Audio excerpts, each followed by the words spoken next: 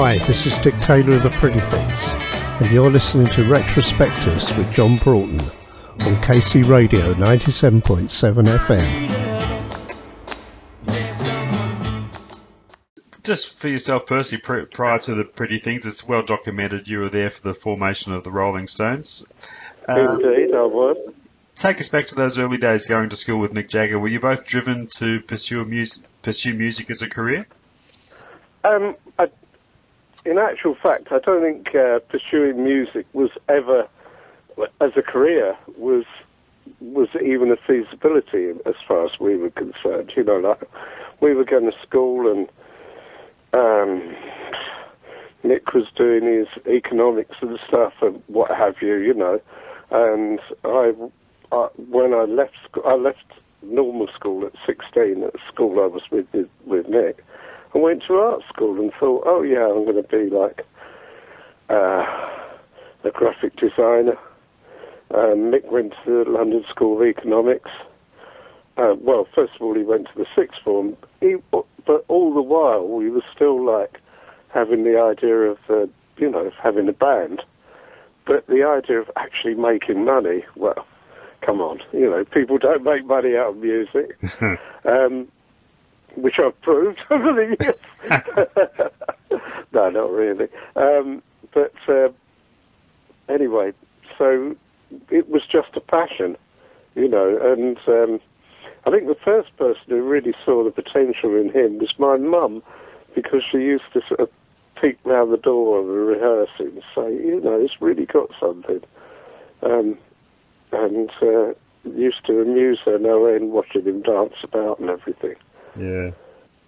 So, I mean, it was, as I say, it was a passion rather than an ambition which drove us. I think when we met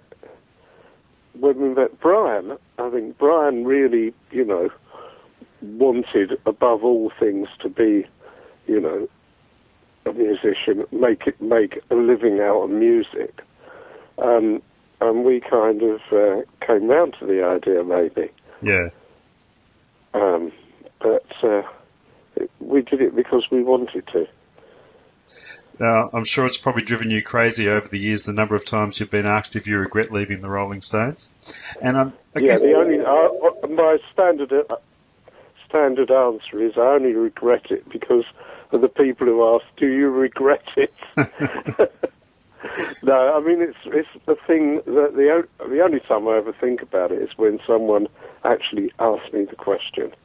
And it doesn't, it's not part of my... I don't go to bed at night and gnash my teeth and weep and wail. Because, why should I? Because I've got a perfectly nice life. I don't, I'm in a really excellent band. I actually get on with everybody in the band, I'm not at war with the lead singer. I'm not, none of those things. So, yeah, I'm very happy with how things have turned out as far as I'm concerned. Yeah, it's and, we got so much respect and stuff at the moment with the Pretty Things, and, we do gigs and there's people from all over the world come to see us, and it's brilliant. Do you think it's quite possible that at certain times over the years, Mick or Keith may have wished they'd gone with you to the Pretty Things and not had to endure the fishbowl existence that they probably exist in their lives? Yeah, I think every day. I think, yeah. Keith's the one who lays awake at night and thinks, oh, I could have been one of the Pretty Things. No, I think he's very happy with where he is as well, to be honest. Yeah. Can you still recall the day you gave notice to the guys in the Stones that you were leaving? Sort of. I can. I think Brian was a bit. You see, although, like, we were really good mates and everything, and there's absolutely no, I didn't sort of throw my toys out the pram and storm off or anything like that. I just was really thinking, well, what do I really want to do? do I A, want to play bass? B, do I want to continue and try and go to the Royal College of Art, which is where I was trying to get to at the time. And the other thing was that at that time, we went to see Alex Corner and his band, and there'd be different people in it all the while. And so things weren't set in stone. We didn't feel like, oh, well, this is, this is the lineup of, which it always will be and never will change, And maybe once things, once time went on, then things got more sort of solidified around, particularly around bands, because you got the thing with the Beatles and all their identity and everything. And, and obviously people started making proper money out of it and everything. It wasn't a thing where, you'd slip in and out of a band, because when you saw people like Alex's Corner and people like that, it was a bit more like the sort of jazz scene where people would just sort of slide into place and know what was being played, and just plain do it, and yeah. So it was only later, I think, that, look how many drummers the Stones had. I mean, they really did get through quite a few. But there you go. So when the Pretty Things were formed, was the original blueprint of the band to go with that raw, rough and ready sound, or did that just evolve naturally? I think the idea of people, of us lot actually thinking hard is a bit beyond how we were then. We had I think we did in a way want to be raw, and also we knew we had to be, because we weren't musical geniuses, we didn't go to the Royal School of Music. We played what we could, and we played it hard and fast, and our audiences, who mostly were our friends and people in the same sort of scene as us, art students or whatever, they wanted something they could dance to, have a good time to. And, personally, I loved when rock and roll came out. Oh, this is really exciting. And it didn't take too long for it to get really watered down. And the whole thing about the sort of R&B stuff and, the music we liked, Bo Diddley, etc., it was all raw, rough stuff, but we didn't really, when it came to the Pretty Things, we knew we weren't going to reproduce that. So we put our own slant on it. And that's how it worked out. Was it difficult to recreate that raw energy in the studio without an audience to bounce off? Yeah, to a certain extent, I think, yes, because particularly when we first started recording, the idea of having an amp up more than sort of number 2 or 3, oh my God, you can't have these loud amplifiers in our studio. We used to have big screens around the amps and everything, and so you had to kind of, there was a pressure to be more polite in the studio. Yeah. Hopefully it wasn't successful a lot of the time. Can you still recall the first time you met Phil May, and did you hit it off musically straight away? Let me think. Well, I met him at art school, and he was into tennis. But he used to come and listen to, what we used to all do is bring records in at the sort of lunch break, and we had a canteen and a record player, and loads of us would bring, one guy used to bring loads of really good modern jazz, other people would be bringing, Howlin' Wolf, there was one guy who was into sort of early disco, Joey D, the Peppermint Lounge thing, and I don't know if you call it disco at that point, but but more into sort of dancey stuff, and a couple of people into classical music. And so we'd all bring our records in and play them. And Phil was always very much into listening, and I think it was a kind of bit of a voyage of discovery for him as well, listening to all this stuff. And he, you know, obviously he showed a real interest in it. And it was sort of me and Keith playing guitar. Loads of people had guitars, and Keith was playing his Scotty Moore licks, and I was trying to play a bit of blues, and we'd sort of swap what we knew. Yeah. And Phil would be around, and after I left the Stones, that was the point where Phil said, "Oh, we really should start another band," and he got elected to be singer because he couldn't play an instrument. Did you pay a lot of attention to projecting an image for the Pretty Things, an image to go with that rough, raw and ready sound? Again, I'd love to say we sort of sat down and schemed and had little pictures of what we were going to all look like. No, we just did. We were who we were at the time, and the hair just grew, and I don't know, you know, we couldn't afford expensive clothes or anything like that, so we dressed as we dressed. Yeah. And then once we got like record contracts and everything, and we would get stuff given to us in Carnaby Street, and you know,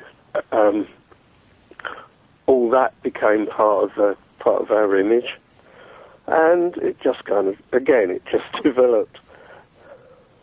You were banned from New Zealand at one point. Can you recall that tale to us? Well, I think we still are, but we managed to play there a few years ago now. Can I recall it? Yeah, very, very well. Well, I think it was a kind of bit of a combination of expectation of what we were going to be.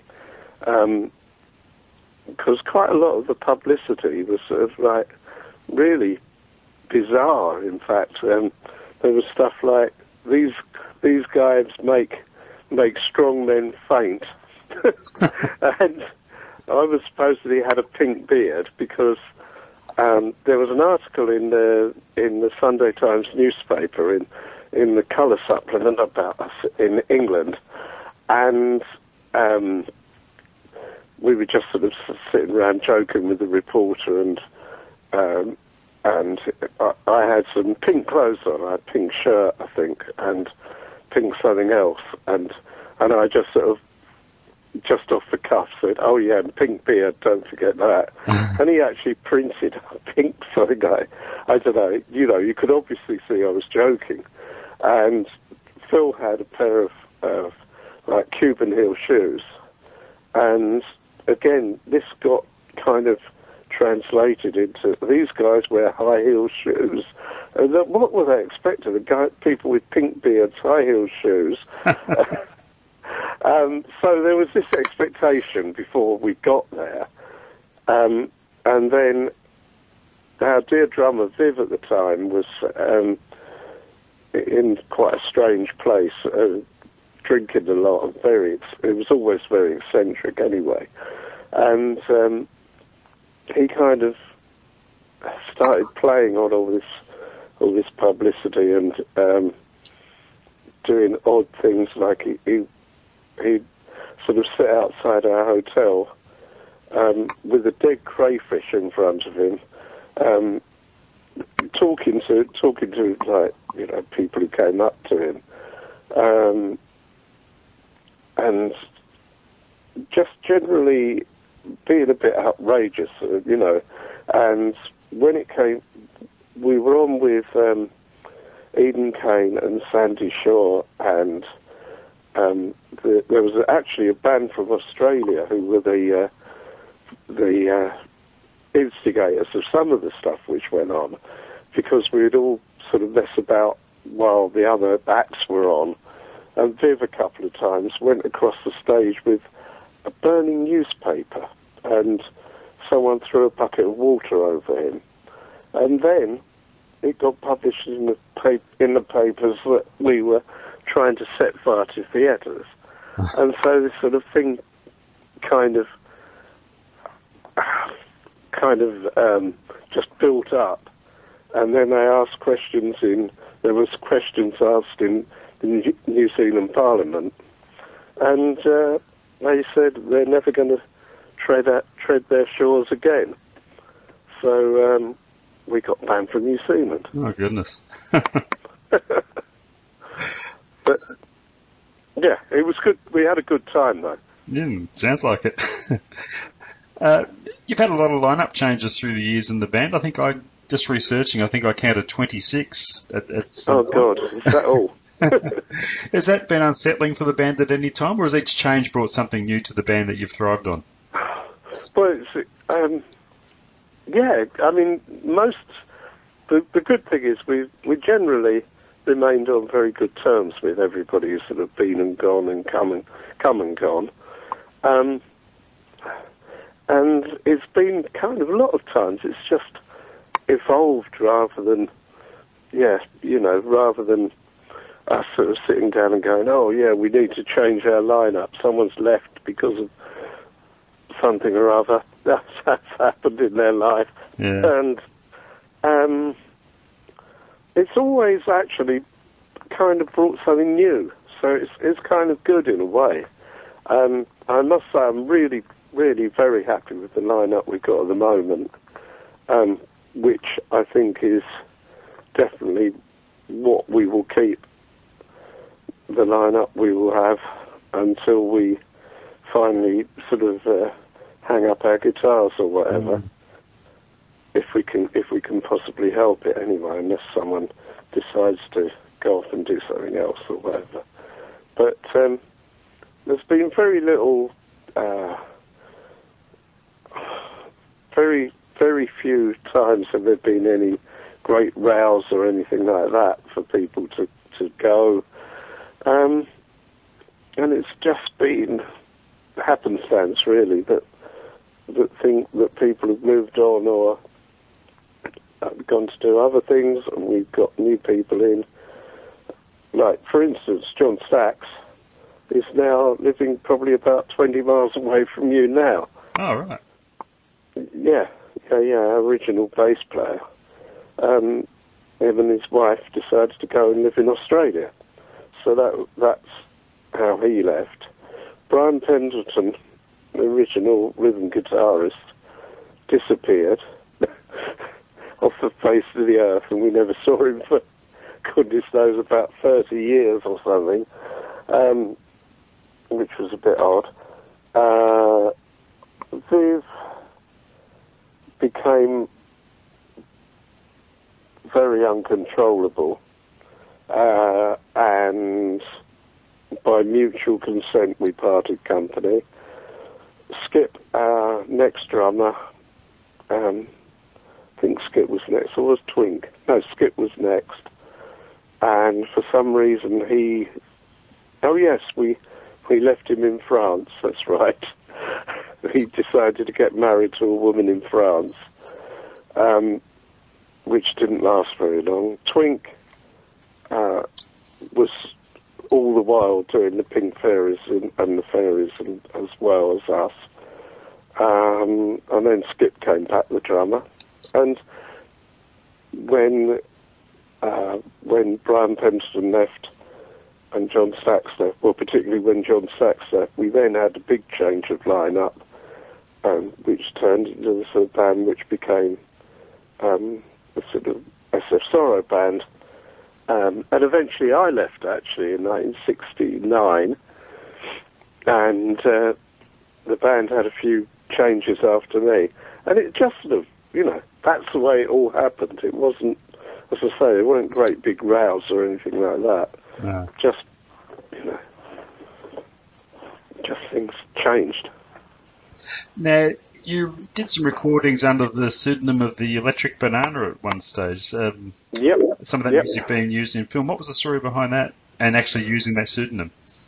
Well, we still, when we were first approached, we were still signed to Fontana Records, and because we were still signed, we knew we couldn't be the Pretty Things, and we were just approached by this publishing company who said, "Do you want to do some?" Basically, it was kind of bootlegging ourselves almost. It was to do stuff which would go into be put forward to be in a music library, so people could use it for movies and everything. All right. And we had to do some songs which were written by, I think he was actually a film producer or something, and then we could also contribute our own songs. And the way we got paid was, royalties from, when they were used or whatever.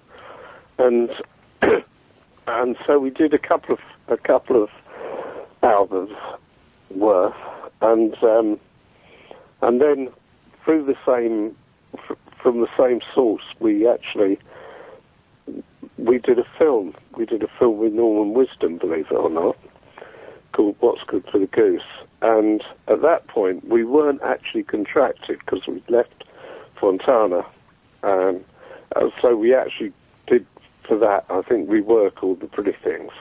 And then we got signed up with EMI, and we still did it. Even after that, we still did a couple of recordings for DeWolf, who were the publishing company, and we were still even more Electric Banana or whatever it was called. And the funny thing is that people then started buying the records. I met the guy. There was a guy who was the bass player. Was it a bass player? No, Gay Advert was the bass player, I think. It was one of the guys who was in a band called the Adverts, who were a punk band in the 70s. And he said, "Oh, I'll make quite a bit of money out of you." He said, I sell records out the sort of back. I've been nicking records out the back door of the of the DeWolf publishing company, who had the library with all these with all the recordings, and they started selling, and eventually they actually published the things and brought the records out, which sold quite well, and quite a lot of time. If we say we're going to do an Electric Banana song, the audiences really react well to that. So we must have done something right when we did it. Yeah. We'll talk about the SF Sorrow album. That was your first album after leaving Fontana, wasn't it? Yep, that's right. Do you think there would have been an SF Sorrow had you stayed at Fontana? Were they supportive of you expanding your musical horizons? No, I don't think so, really. Although, of course, by that, we were very lucky to be with EMI. We were very lucky to be produced by Norman Smith. And because although EMI was quite a sort of staid company in lots of ways, I think because the Beatles were there, Abbey Road was such a sort of, it's like a hothouse of quite avant-garde or whatever. The Beatles were doing their thing, and they were starting to a lot of their stuff started getting quite sort of far out compared with how they started off. But it was all making money. The Pink Floyd and everybody, it was all selling really well. Mm. So I think the fact that we were with EMI, that was a company where you could actually go to Abbey Road and kind of, to a certain extent, do what you want, because it was doing okay for them. Yeah. Whereas Fontana, I think, was still thinking, well, when we left, they were still sort of thinking, hey, make pop records which will sell, and the whole scene started changing a lot. And EMI just happened to have, the people who were leading lights of the sort of, of the scene. Are you comfortable with that album being termed a rock opera as being used to describe it? I always think rock opera is a really stupid name, but hey, you know, it is a concept album or whatever you call it. It's got a story. It's all linked up. So be it. If that's a rock opera, then yes, it's a rock opera. Yeah. At least I didn't invent the term or anything. No. Now, you left after that album. Did you have a specific plan what you wanted to do? Kind of. I did a bit of producing. I produced the first Hawkwind album. Yep. And a band called Skin Alley and a few other people. And I just thought, right, I'd like to try to do something different because I've been with this band. It's like being, I don't know, in one company for a long time. You think, well, hang on, what else is there out there? Let's have a look. And then, of course, after I left, they did all the stuff where they went to America and were sort of on the Swan Song label with Led Zeppelin and everything. Yeah. And I kind of, personally, I kind of, I don't know, the music scene changed a lot.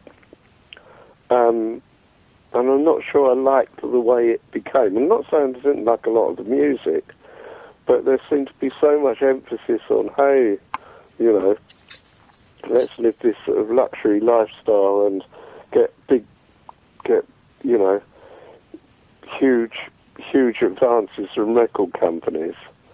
And kind of, I thought when the whole sort of new wave punky thing came along, I find it quite refreshing because it was kind of more like the scene when we started off, you know. Yeah.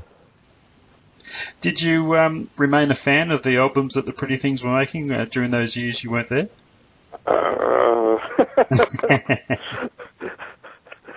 Can I not answer that question? To a certain extent, yeah. I was really impressed with some of the music that came out. Actually, yeah, and you know, I was around quite a bit, so yeah, I was aware of what was going on. I can't say that they were on my turntable all the while. No. But you know, yeah, I was certainly appreciated. I mean, Pete Tolson particularly was an amazing guitarist. Really, really good. Now, moving forward a few years, you teamed up with Jim McCarty of the Yardbirds in the early 90s. Oh, yeah. For some blues albums. How do you look back on those now? That was great fun. Yeah, I really enjoyed doing that and going to Chicago and recording. And, yeah, that was... it was nice to do that. I mean, it was a completely different thing from the Pretty Things, really. Because it was so sort of blues, and, you know, the emphasis was really on making a proper blues album. And it was fun. It was good. Now, your most recent album, The Sweet Pretty Things Are in Bed Now, of course, a title straight out of a Bob Dylan song. Was there a Bob Dylan Pretty Things connection? Is it possible that he was actually referring to you guys in that lyric? I think he was, because we met him when he came to London, and Brian Pendleton, our rhythm guitarist, was particularly friendly with him. In fact, yeah, Bob Dylan always used to ask to see Brian when he came to London, and yeah, we were invited to go. He did a TV show, and we were invited to go to that. So I think I'm really reasonably sure that there was a connection. Phil says that it was because he'd be phoning up Brian, but Brian would be in bed. Uh-huh. The Sweet Pretty Things Are in Bed Now, of course. Who knows? I don't know. But I think he was. As, of course, was Mr. Bowie with Oh You Pretty Things. Oh, yes, of course. Now, tell us about this current lineup of the band and the background of the guys. Right. Well, there's myself and Phil, who were there at the start. Yep. And then we got Frank Holland, who has been the guitarist with us for, I think, 25 years, unbelievably. And he was a friend of Mark St. John, who's our producer and manager and friend. And for a while, there was a kind of the lineup which was projected was myself and Pete Tolson, the other guy who was a guitarist with the band in the 70s and to a certain extent in the 80s. But that didn't work out. And so Frank kind of joined us almost by default and has been with us ever since and has been, very much part of the band. And then we had Skip Allen, who was the drummer in the late 60s, with us, but he got to the point where he couldn't really cope with being on the road a lot and flying and things, and so he left us, and we were looking for a drummer, and for another band who were associated with us called the Malchicks, they actually were auditioning drummers, and Jack came along. The Malchicks decided to go as a duo instead of having a drummer, and we thought, he was very, very good. He was only 16 at the time, and so Jack joined us, and then unfortunately Wally, the bass player, his wife got cancer, and so he decided to leave, which was, I think reasonably inevitable that he should go at that point. And at that point, we again poached George, who was the guitarist with this band called the Malchicks, and thought, well, come on, George, can you play bass? And yes, it was very good. Knew he had a really good voice. And George and Jack have been with us from now for, let's see, they must have been with us about 7 years now, I think. And it's really good to be working with a young rhythm section, I must say. Yeah. So of all of the lineups that you've had through the years, is there any one quality in this current lineup that probably hasn't been there before? I don't know. I'm really, really happy with this lineup. There's a lot of energy. There's a hell of a lot of energy, which comes, from all of us in a way. But I think having a young rhythm section and a really energetic rhythm section is it's a great boost for us. And it's kind of almost in a way reminiscent of how we were more in the very early days. We seem to have got that spark of energy again. Oh, great. So when it's all said and done, Dick, how would you like to see the Pretty Things remembered? As being hugely successful in their latter years. Well, it has been a great resurgence in recent years. It really has. It has been, actually, yeah. I mean, I'm really, I couldn't be more pleased with the fact that, we seem to attract bigger audiences all the while, and also younger audiences, which is great. Yeah, absolutely. And I think there's a lot of young people who are interested in music from our early days, and also I think there's a lot of less sort of. I think we get younger people because I think the younger audiences now are not kind of so orientated towards, we'll only go and watch a young band, Yeah. Which is really good. I mean, and the mod scene is good for us as well, because that's quite strong. So, yeah, there's quite a few factors. And I think, actually, the band at the moment is people come along and go, hey, this is really a fantastic lineup. So there you go. It seems to be happening pretty well at the moment. That's great. And just before I let you go, upcoming plans. What's in the books for the band this year? We hope we're going to make another album. Excellent. And we're going to continue touring as much as we can, which seems to be quite a lot, particularly towards the end of the year. Well, actually, from summer on, I think we've got quite a lot of gigs to do, quite a bit of touring to do.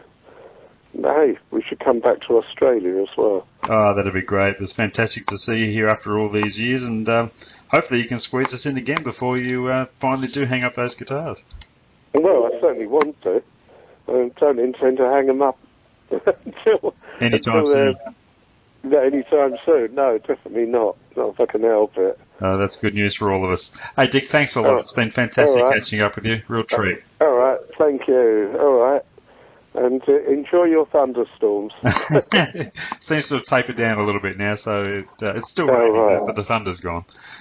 Oh, right. Okay. Good on you, Dick. Thanks so much. Cheers. Bye-bye. Nice to talk to you. Bye. You too.